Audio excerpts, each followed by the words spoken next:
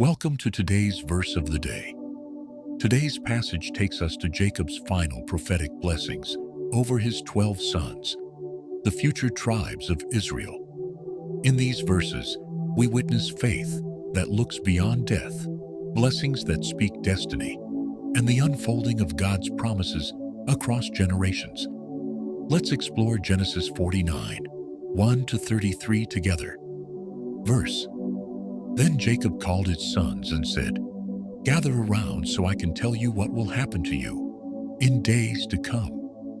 He spoke blessings over each son, words that revealed not only their character, but their future. Reuben, the firstborn, forfeited his honor through Sitnah. Simeon and Levi were rebuked for their violence. Judah, however, received a promise of kingship. The scepter will not depart from Judah, nor the ruler's staff from between his feet, until he to whom it belongs shall come, and the obedience of the nations shall be his. Zebulun was blessed with prosperity by the sea.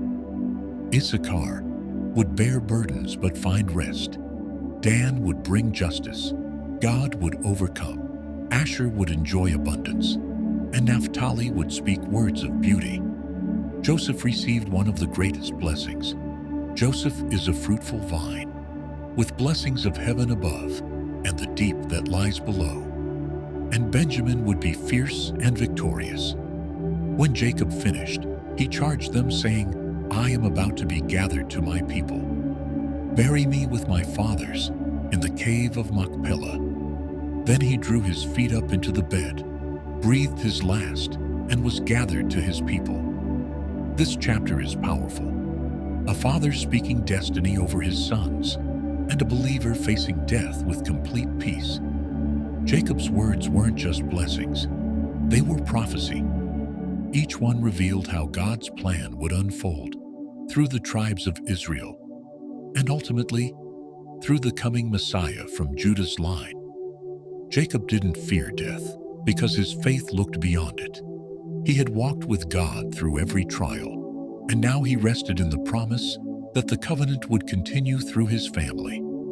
It's a reminder that when we live by faith, even our final words can point others toward God's future. What kind of legacy are you leaving? Jacob's final act wasn't about wealth or possessions. It was about faith, identity, and trust in God's promises.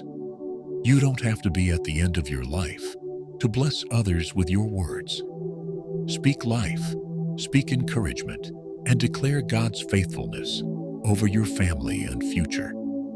Take a moment today to thank God for the generations before you who planted faith in your heart, and ask Him to use you to plant that same faith in those who will come after you. Thank you for joining me today.